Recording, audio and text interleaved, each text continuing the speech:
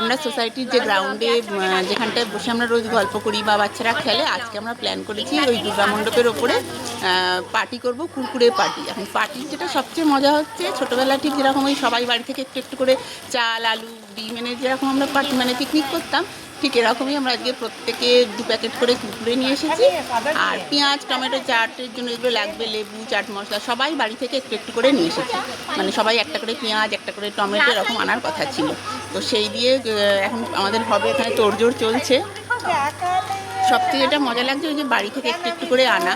আর সব শৈশবটার কিছু কিছু জিনিস সবারই একই থাকে, এটা খুব ভালো লাগছে ভাবতে।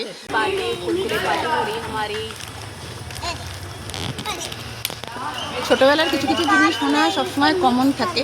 আজকে আমরা যে একটা একটা করে জিনিস নিয়ে এসেছি, সবাই ছোটোবেলাতেই যে পিকনিক করতে বলছে, সবারই ওরকম একটা করে মেমোরি আছে আর কি।